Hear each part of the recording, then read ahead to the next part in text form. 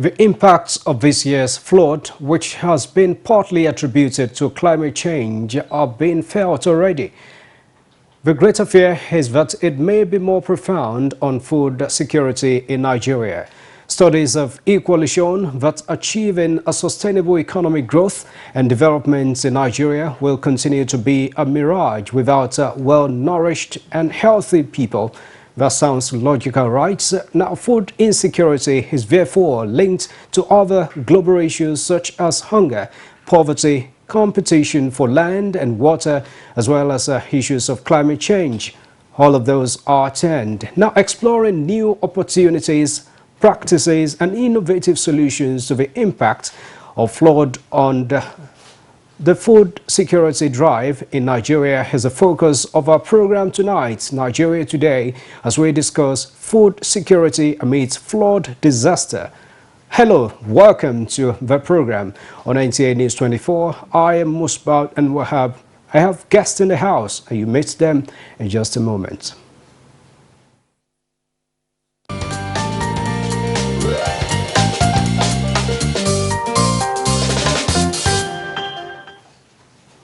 Thanks a lot for staying tuned in. We're looking at how to navigate the challenging impact of flood on food security in Nigeria. And I have joining us in the studio, Kabiru Ibrahim is a member of Trustees National Agriculture Foundation of Nigeria.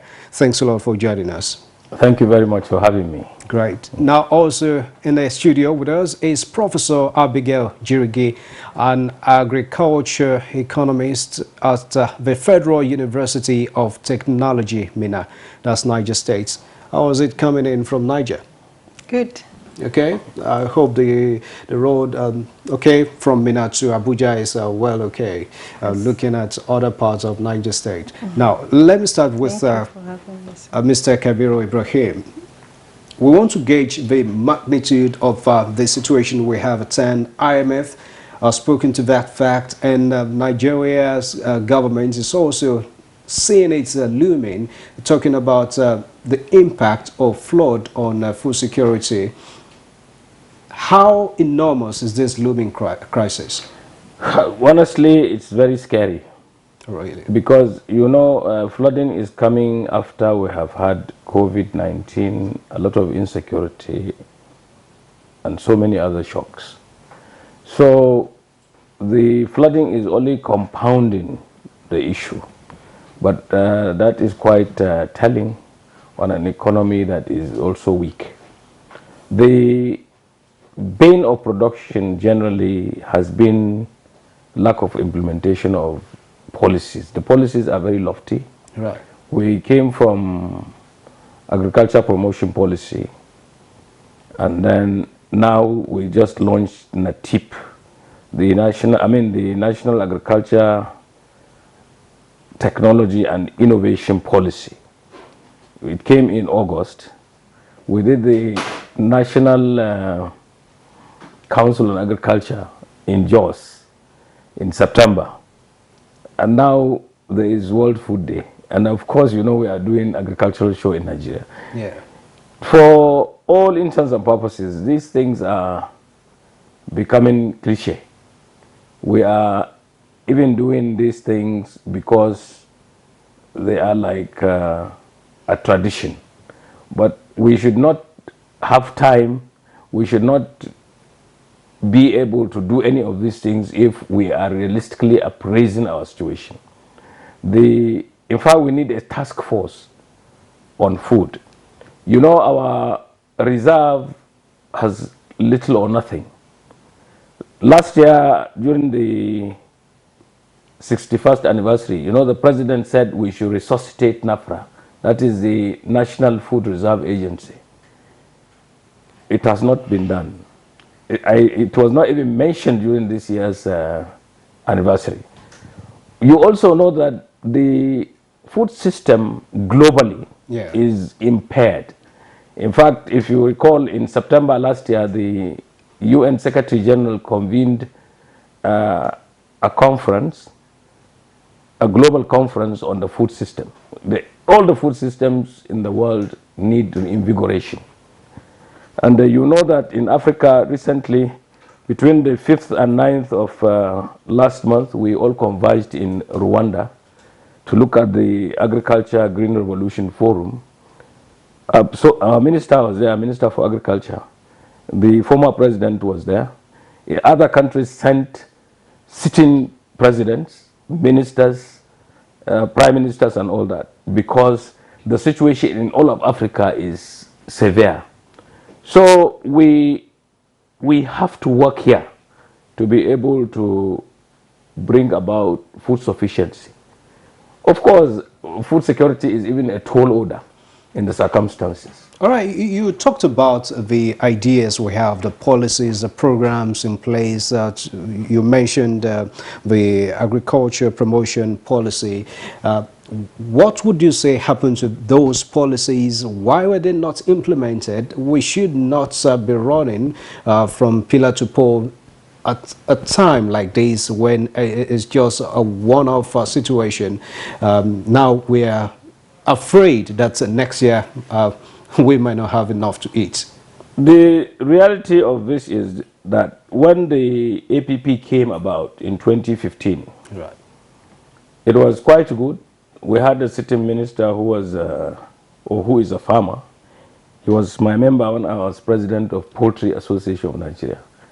As a matter of fact, we were the people who sat in Nerils in Zaria to give this government an agenda, because the president in his electioneering campaign kept talking about bringing back the glory of agriculture. Yeah. So we brainstormed in Nerils, IAR, and we came here. We came to the foundation, and you know, added flesh to our discussions and our conclusions in Zaria, and then we convened a workshop in Eradua Center and invited the just appointed minister, Audu Obe. He came in. We invited people like Obasanjo and the rest, but Obasanjo couldn't come. He sent his longest serving Minister of Agriculture, Malam Adam Bello. Right. We were all there. So what was the outcome of that? The outcome was the APP, Agriculture Promotion Policy. It was launched, and the vice president represented the president. I am talking about this because the CBN keyed into it and came up with the Anko Borowa program. It was launched in Building Kebbi, in Kebbi State. We escorted the president there. The CBN gave me a lift in the aircraft, and I was one of the people that escorted the president. There, the program was launched with 2.6 billion for both wheat and rice. Along the line, the issue of wheat was jettisoned. So and before you knew it, rice. Yes, before you knew it, the investment in rice was over 14 point something billion in Kebbi State. Unfortunately, the CBN did not really reach the real farmers, because I don't know how they evolved the critical mass that they were using. Because you see, in Afan, if you say you are a farmer, we have to know where your farm is, because we are present in 774 local governments. If you say you have a farm in Faskari, where I come from, people in Faskari would know the land. Something about you. And because we have leadership even at the ward level, our leaders will know where your farm is. So if you take money in the name of producing rice and you give the location, we would know whether rice thrives there or not. So you see, till today, you find that the CBN involvement in Anko Borowa is in the region of 900 billion, 900 and something billion. It's there, it's in the public domain. And if you look at that sum of money, from the time this was begun, if you give me that money now as a businessman, I do agribusiness. I can buy food that will be sufficient for Nigeria. For Nigeria. All right, I don't have it, unfortunately, to give to you. Now, let's bring in Professor Jirgi. When we have situations like this, we have to fall back to the scientists, the economists, on how to manage the situation. You, as a prof of agric science and agric economist, What do you think Nigeria should do as a matter of urgency to bring drastic solution or to insulate this country from the looming crisis of its food security in months to come? Yes, it has all been food insecurity all the years back till today. And I want to believe that the government has the ability and the capacity to pull its citizens out of food insecurity. We can be self-sufficient in food production. Now, we only need, like Alhaji has said, we need that political will, considering the fact that there was a huge investment by CBN in rice production and of course other crops. There is need for the government to strengthen the relevant institutions. Right. We know that there was the coming in of NISA to de-risk the risk that farmers, have been talking about in agricultural production. Now, we need to develop innovations in agriculture, beyond just doing agriculture in the traditional way. We have to move into smart agriculture. We need to also diversify. Okay. The farmers should be sensitized on diversification and then taking advantage of, if farmers are in flooded areas, No. there is need to take advantage of irrigation. It is obvious that if the floods continue, the rain-fed agriculture will no longer be sustainable. Yeah. And hence we need to go back to irrigation. Right, you want the farmers to diversify to where and to what? Yes, they have to, there is need to develop early maturing crops, varieties of crops, and then there is need also to launch into other forms of agribusinesses other than just farming using the rain-fed system. Now you can intercrop, you can plant early maturing varieties of crops, you can also intensify on using aquaponics, hydroponics, other forms of farming. You see, in other countries, they even plant on the roofs, on top of roofs. So there are those technologies that we need to explore as a country. And I want to also stress that there is need for strengthening the research institutes that we have and the universities. We have them, specialized universities of agriculture and technology, so that we can advance in smart agriculture. We can engage in smart agriculture.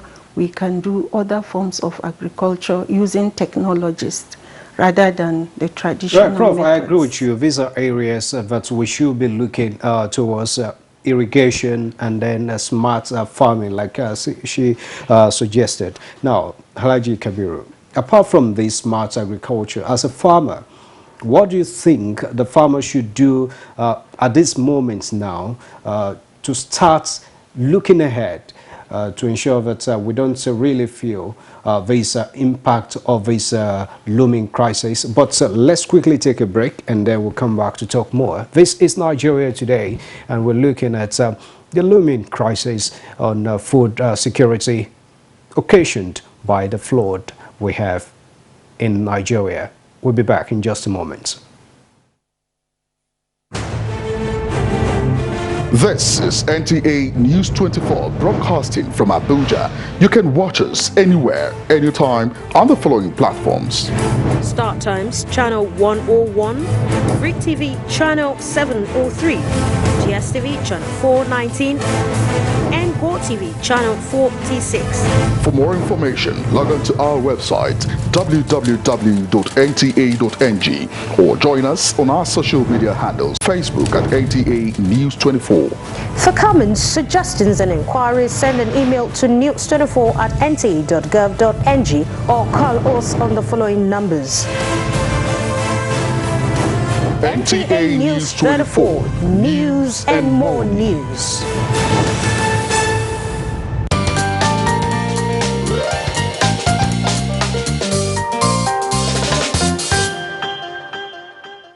Thanks a lot for staying with us. This is Nigeria Today on NTA News 24, and we have been looking at how to navigate the challenging impact of flood on food security.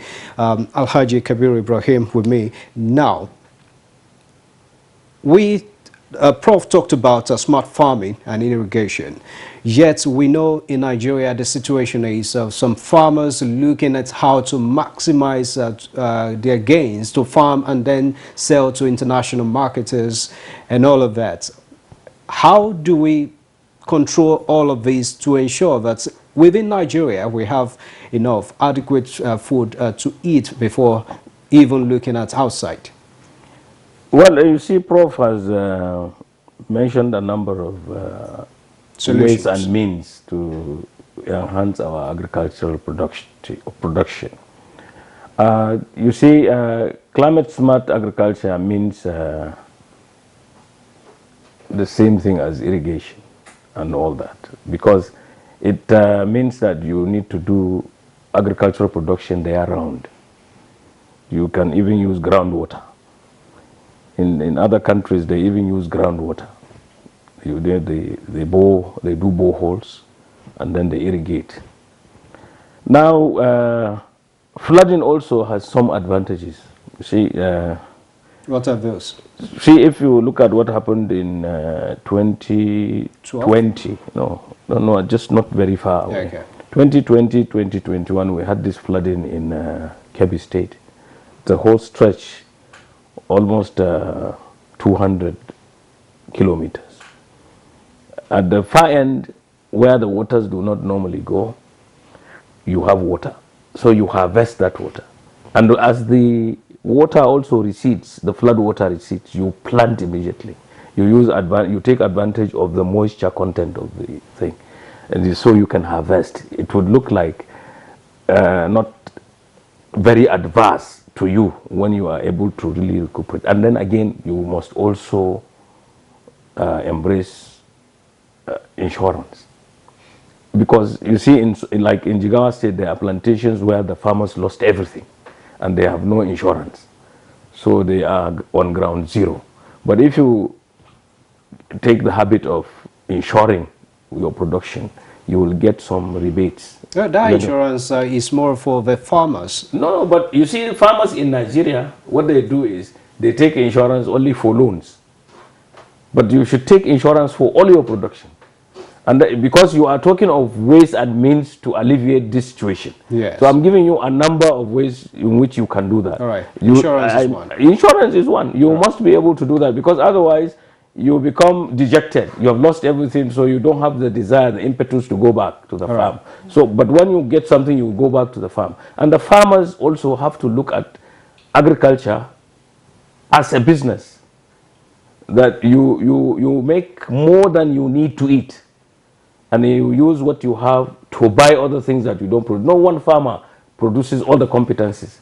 You sell at a premium at a good price, and you buy those things that you need to buy that you don't produce. That kind of thing brings about food sufficiency.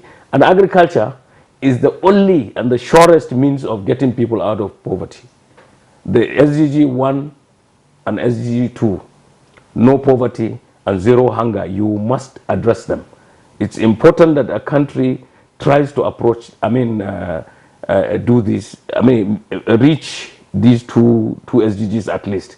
You know, we have like 17 that we need 17 to targets. do between now and 2030. We are very hopeful.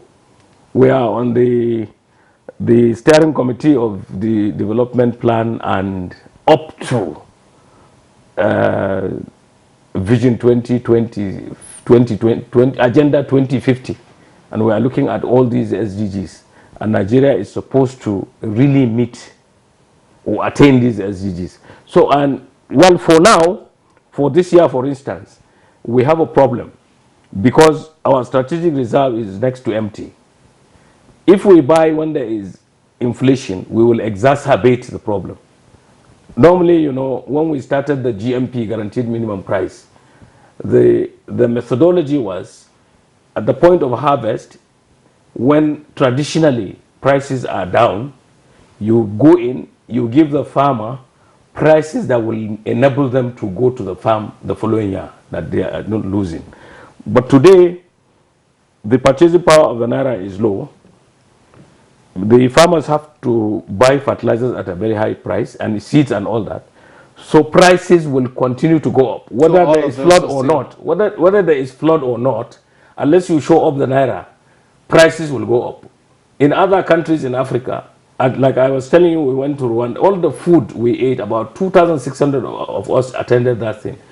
All the food that we ate there was imported between two places, Kenya and South Africa. And you cannot get good food with less than $20 in any restaurant in Kigali. So all And of those $1 means 1,000 francs. Okay, I agree with you, sir. All of those are factors that we have to manage. Now, Prof, looking at the impact of this on the economy generally, you are going to talk about that. And again, the issue of hoarding. Now, farmers are aware that we have a situation at hand, and then people will have to buy and keep hoarding from the markets. How do we manage this situation, looking at the impact on the economy as well? Hoarding is something that is very common among the middlemen. Yeah. And of course, we know they take advantage of the low prices they get directly from the farmers. They buy and store and then resell once the prices goes up. Now, for the economy at large, we know that once there is issue of flood, such as we are facing, it is likely that the GDP may drop, and we are already facing high inflation rate. So, like I said, the solution is to plan, is to make plans ahead. The government should strengthen the relevant agricultural agencies. The policies that we have designed shouldn't just be on paper. There should be proper implementation of such policies. And if we do that, we will be able to be self-sufficient in food and bring back our food reserves. All right. Thank you very much, Prof. Now, we have very limited time to go now. This situation should not be, the solution should not be a blanket one, because we have different situations across the state. It started from Jigawa, part of Kano, Kogi State, Nasarawa, and then down south. What do you recommend in 1 minute as the next line of action for farmers, as well as the relevant authorities that Prof mentioned, in just 1 minute? Well, I think we are in a catch-22 situation. If you go into the market to buy, there is every country in the world is on its own. So I still keep saying that you should incentivize our farmers to go back to the land properly. And then invest properly so that there will be optimum production. All right. Thank you very much. I take that as your final thoughts. And Prof, we have to end the show here. for tonight. That's been Nigeria Today, and we want to appreciate our guest on the program, Alhaji Kabir Ibrahim, a member, Board of Trustees, National Agriculture Foundation of Nigeria, as well as Professor Abigail Jirige, an agriculture economist from the Federal University of Technology, Minna. We appreciate your time. Thank you for having me. All right, so Nigeria Today will return tomorrow, same time at 7:30 in the evening. Thanks a lot for your time.